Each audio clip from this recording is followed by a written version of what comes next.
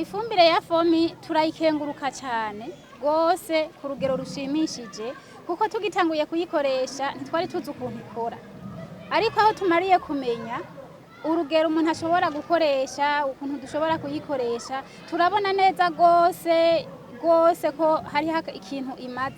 Nk'ubu ndiko ndaraba ahantu nahitiye nteye ibigori, ubu ugiyeyo n'ibicanda gusa byararenze, ariko kare nta bintu by'ivyatsi vyahamera.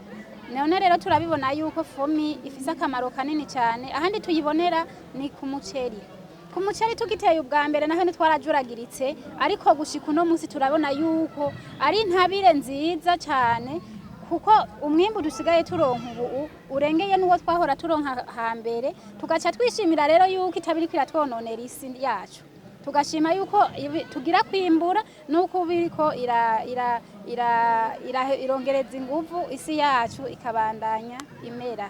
Rero twebwe turabikenguruka cyane. Jewe nsanzwe ndi umugwiza mbuto, kandi jewe igituma navuze nti ibi bikorwa ni vyiza, jewe nari umushomeri ariko ubu sinkiri umushomeri. Oya sinkiri umushomere, karanga muntu yanje naranditse koko atari umushomere, ndi umurimyi. Kandi ndima nkahereza n'ubuza abandi nabo bagashobora kwiteza imbere.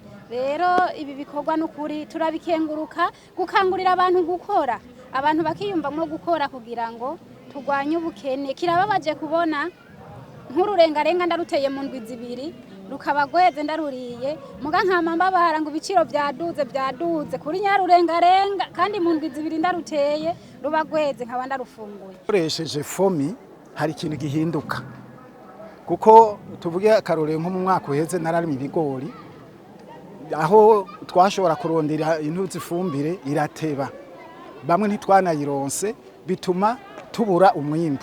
Naco gituma dusaba yuko fomi ifatikanije na make bodufasha kugira ngo twame turonka ifumbire ku gihe. Ubu nibwo tutaronse ifumbire ku gihe, nubwo turimira ubusa, ntaco twoshobora kuronka. Turarima kandi tukorora ibitari bike. Akamaro ndonse rero ubwa mbere nuko mfatiye aho nyene ngiye gukorana na fomi kugira ngo nshobore kuronka ifumbire ikwiye yo gushobora kugaburira iyo si dusanzwe turimamwo.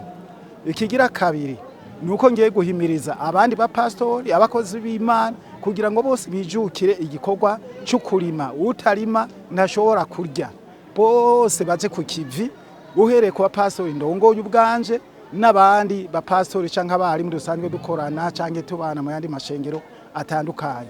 Ngiye guhimiriza bimwe bikwiye kugira ngo bose binjire muri make, baronke ingene bashobora kuronka n'umwavu wa fomi, n'ingene bashobora kurima neza bakoresheje umwavu wa fomi. Hanyuma kuri ico mbere naciye mbona ikindi kintu nkwiye gukora, kuko mu kwezi k'umunani turafise inyigisho z'ugwaruka rushika hafi mu 300. Aha tuzobigisha bijanye n'ijambo ry'Imana, tubigishe n'ingene bashobora kwiteza imbere, tubigishe n'ingene borima bagashika kure. Hanyuma kandi aho nyeri muri kwezi k'umunani turafise kandi inyigisho zijanye n'abakenyezi ubwabo, aho hose ngiye gukoreraho kugira ngo tubigishe ingene borima neza, n'ingene botera imbere, n'ingene boronka ingurane, n'ingene boronka umwavu wa fomi kugira ngo bashobore kurima neza. Kuko urabona nk'abakozi b'Imana mu ishengero hakenerwa ibikorwa byinshi bijanye n'ivy'amahera, bijanye n'ivy'ibifungurwa. Tutabahimirije kurima, tutabahimirije kurondera ingene baronka akagurane, tutabahimirije ingene boshobora kuronka ifumbire, urumva na cakigira 10 na ya mashikanwa na ya mahera yose yoza gukora mu gikorwa c'ishengero duca tubura.